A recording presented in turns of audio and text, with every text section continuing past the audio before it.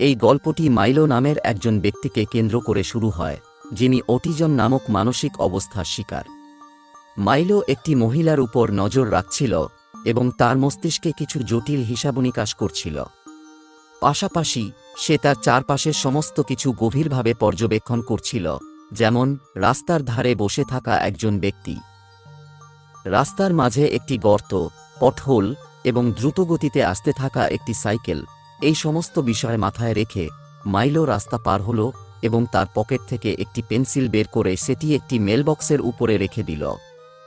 মাইলোর এই ছোট্ট কাজটির ফলে সেখানে একটি চেইন রিয়াকশন শুরু হয়ে গেলে একটি ট্যাক্সি যখন সেই গর্তের পথহোল উপর দিয়ে গেল, তখন পানির ছিটে ফোঁটার কারণে পেন্সিলটি মাটিতে পড়ে গেল। রাস্তার পাশে বসে থাকা সেই ব্যক্তি পেন্সিলটি তুলতে গেল, কিন্তু ঠিক তখনই একজন সাইকেল আরোহী তার সঙ্গে ধাক্কা খেল, যার ফলে সেখানে একটি ছোট দুর্ঘটনা ঘটে গেল। এই ছোট দুর্ঘটনার কারণে কাছেই থাকা বাসের চালকের মনোযোগ নষ্ট হয়ে গেলে এবং সে খেয়াল করল না যে সিগন্যালে লাল বাতি জ্বলছে। এর ফলস্বরূপ বাসটি সেই মহিলাকে ধাক্কা দিয়ে ফেলল। মাইলো পুরো ঘটনাটি দেখছিল এবং তার হিসাব অনুযায়ী একটি ফোন কল করল, যাতে এই ঘটনাটিকে ইচ্ছাকৃতভাবে একটি দুর্ঘটনা প্রমতো দেখানো যায়। পরের দৃশ্যে আমরা অলিভিয়া নামের এক মহিলাকে দেখি, যিনি FBI এর ফ্রিঞ্জ ডিপার্টমেন্ট এ কাজ করেন। তিনি দীর্ঘদিন পর কাজে ফিরেছেন, কারণ আগের এক মিশনের সময় তার মাথায় গুরুতর চোট লেগেছিল, যার কারণে তাকে দীর্ঘ ছুটিতে পাঠানো হয়েছিল। যখন অলিভিয়া হেডকোয়ার্টারে পৌঁছালেন, তখন চার্লি নামের একজন অফিসার তাকে স্বাগত জানালেন। চার্লি এই পুরো ডিপার্টমেন্টের সুপারভাইজার এবং লিড অফিসার। এরপর আমরা FBI এর প্রধান বিশপকে দেখতে পাই, যিনি তার অফিসে কারো সঙ্গে কথা বলছিলেন। এখানেই একটি চাঞ্চল্যকর সত্য প্রকাশ পায়: অলিভিয়া প্রকৃতপক্ষে একজন মানুষ নয়, বরং একটি ক্লোন। প্রধান বিশপ এই কাজটি করেছিলেন কারণ আগের মিশনের সময় অলিভিয়া মারা গিয়েছিলেন। যেহেতু অলিভিয়া ছিলেন তাদের অন্যতম সেরা এজেন্ট, তাই প্রধান বিশপ তাকে হারাতে চাননি। এজন্য একটি ক্লোন তৈরি করে তাতে অলিভিয়ার সমস্ত স্মৃতি সংযুক্ত করে তাকে নতুন করে জীবিত করে তোলা হয়। কিছুক্ষণ পর ডিপার্টমেন্টের লোকেরা সেই বাস দুর্ঘটনার খবর পান, যেখানে একটি বাস একজন মহিলাকে ধাক্কা মেরেছিল। চার্লি সবাইকে জানায় যে গত এক সপ্তাহে একই ধরনের ঘটনা দুবার ঘটেছে এবং এটা স্পষ্ট যে এগুলোর পিছনে কোনো ব্যক্তির পরিকল্পনা রয়েছে। এরপর তারা সবাই ঘটনাস্থলে পৌঁছে তদন্ত শুরু করে। তদন্তটি লিন নামের একজন অফিসার পরিচালনা করছিলেন, যার মুখ আগুনে পুড়ে গিয়েছিল। চার্লি মৃতদেহের আঙুলের ছাপ পরীক্ষা করে জানতে পারেন যে নিহত মহিলার নাম জুলিয়ান ফস্টার। অলিভিয়া বাসের চালকের সঙ্গে কথা বলেন এবং জানতে পারেন যে তিনি আজ পর্যন্ত কখনো কোনো প্রাণীকেও আহত করেননি। তিনি নিজেও হতবাক ছিলেন যে এত বড় ভুল কিভাবে হয়ে গেল। এদিকে তদন্ত চলাকালীন লিন ঘটনাস্থলে সেই পেন্সিলটি খুঁজে পান, যা দেখে তিনি পুরোপুরি চমকে যান। কিছু জিজ্ঞাসাবাদের পর জানা যায় যে রাস্তার ধারে বসে থাকা সেই ব্যক্তি পেন্সিলটি তুলতে গিয়েছিলেন এবং তখনই তার সাথে সাইকেল চালকের ধাক্কা লেগেছিল। এটি শুনে লিন বুঝতে পারেন যে এই পুরো ঘটনার মূল কারণ ওই পেন্সিল। এটাই সেই চেইন রিয়াকশন শুরু করেছিল, যার ফলে শেষ পর্যন্ত একজন মহিলার মৃত্যু হয়েছিল। এরপর তারা সবাই হেডকোয়ার্টারে ফিরে যায় এবং লিন ও চার্লি গত সপ্তাহের অন্যান্য দুর্ঘটনার সাথে কোনো সংযোগ খোঁজার চেষ্টা করেন। প্রথমে কোনো সংযোগ খুঁজে পাওয়া যায়নি, কিন্তু যখন লিন দুর্ঘটনার ছবিগুলো মনোযোগ দিয়ে দেখলেন, তখন তিনি একটি চাঞ্চল্যকর বিষয় আবিষ্কার করলেন। সব ছবিতেই একটি পেন্সিল ছিল। এতে তার সন্দেহ আরও দৃঢ় হয়ে যায় যে এই সমস্ত দুর্ঘটনার পিছনে নিশ্চয়ই কোনো মানুষের পরিকল্পিত হাত রয়েছে। এরপর লি ও চার্লি অ্যাস্ট্রিড নামের এক মহিলাকে ডাকেন, যিনি ফ্রিঞ্জ ডিপার্টমেন্টের একজন গণিতবিদ। অ্যাস্ট্রিড সবাইকে জানান যে একটি চেইন রিয়াকশন তৈরি করা এবং সেটিকে নিজের সুবিধার জন্য ব্যবহার করা প্রায় অসম্ভব, কিন্তু সে কিছু বলার আগেই তাদের কাছে আরেকটি দুর্ঘটনার খবর আসে। সংবাদ পাওয়া মাত্র তারা ঘটনাস্থলে পৌঁছে যান, যেখানে তারা দেখেন যে এইবার তাদের ভিকটিম শিকার জীবিত রয়ে গেছে। তদন্তের সময় তারা জানতে পারেন যে একটি ছোট কুকুর হঠাৎ করেই বাসের সামনে চলে আসায় বাসটি নিয়ন্ত্রণ হারিয়ে ফেলে। এই জিজ্ঞাসাবাদের সময় অলিভিয়ার চোখ পড়ে মাটিতে গড়িয়ে যাওয়া একটি পেন্সিলের দিকে। তিনি সঙ্গে সঙ্গে বুঝতে পারেন যে এই চেইন রিয়াকশন এখনও শেষ হয়নি। অলিভিয়া চারপাশে লক্ষ্য করে দেখেন তিনি একটি ব্রিজের ওপরে মাইলোকে দাঁড়িয়ে থাকতে দেখেন। তাকে দেখা মাত্র অলিভিয়া বুঝতে পারেন যে মাইলো রাস্তার ওপারে দাঁড়িয়ে থাকা এক ব্যক্তিকে পর্যবেক্ষণ করছে। সেই ব্যক্তি হেডফোন পরে রাস্তা পার হওয়ার চেষ্টা করছিল, কিন্তু ঠিক তখনই একটি অ্যাম্বুলেন্স দ্রুত গতিতে এসে তাকে ধাক্কা মেরে ফেলে এবং সে ঘটনাস্থলেই মারা যায়। এটি দেখে অলিভিয়া দ্রুত তার টিমকে খবর দেন এবং মাইলোর দিকে ছুটে যান।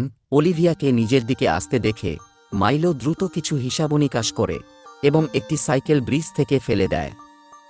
এতে সামনে আসা একটি বাস তার পথ পরিবর্তন করে এবং সরাসরি ব্রিজের দিকে ছুটে যায় যেখানে মাইলো দাঁড়িয়েছিল। অলিভিয়া ব্রিজের ওপরে পৌঁছে তার বন্দুক মাইলোর দিকে তাক করেন, কিন্তু কিছু করার আগেই মাইলো ব্রিজ থেকে লাফিয়ে পড়ে এবং সরাসরি বাসের ওপর গিয়ে পড়ে। এরপর অলিভিয়া কিছু বোঝার আগেই মাইলো তার নাগালের বাইরে চলে যায়।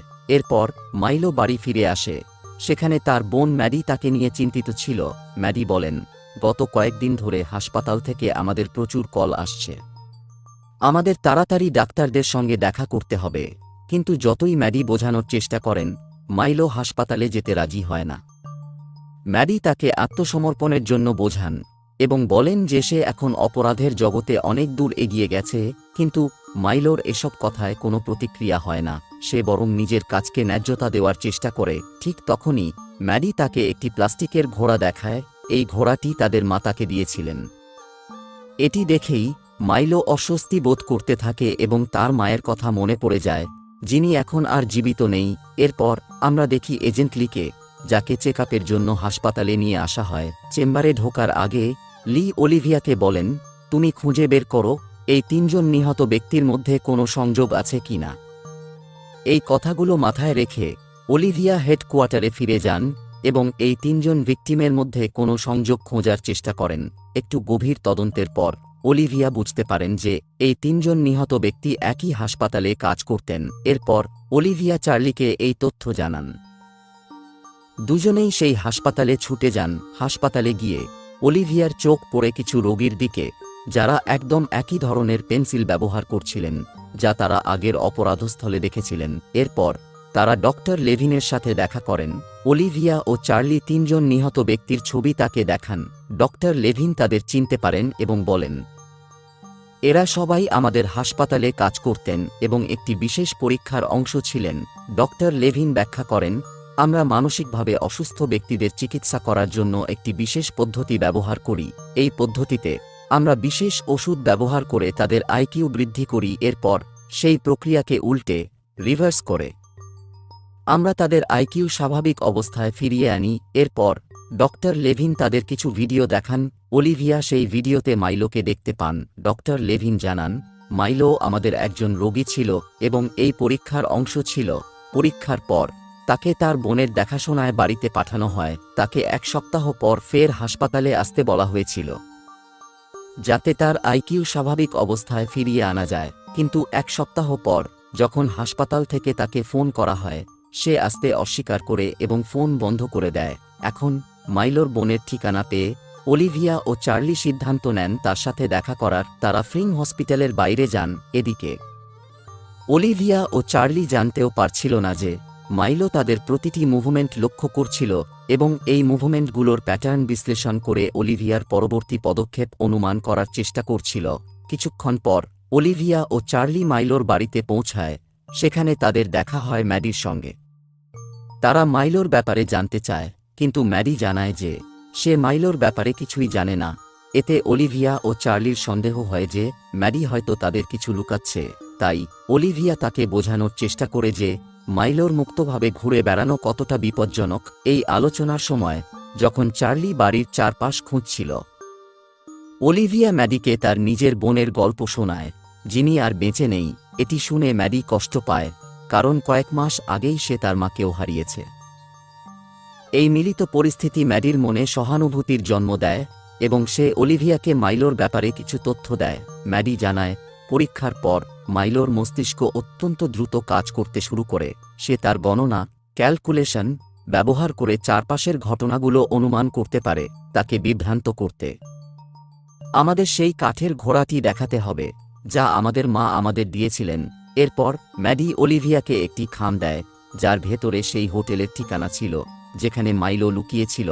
ম্যাডি আরও জানায় যে আমি এই বাড়ি ছেড়ে চলে যাচ্ছি, কারণ আমি মাইলোর এসব কাজকর্মে বিরক্ত হয়ে গেছি ঠিকানা পাওয়া মাত্র।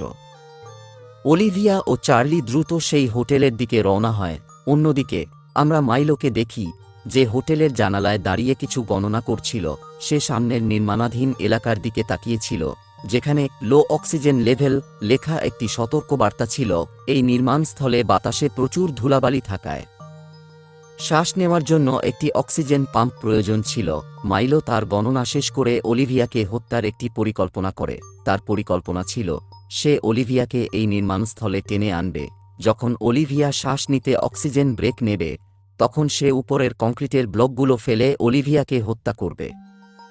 মাইলোর পূর্বানুমানের মতোই অলিভিয়া ও চার্লি হোটেলে পৌঁছায়।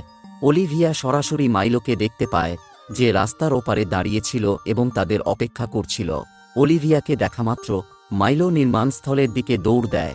এটি দেখে অলিভিয়াও তার পিছু নেয়, কিন্তু অলিভিয়া একজন ক্লোন এবং সে একটি ভিন্ন ইউনিভার্স থেকে এসেছে।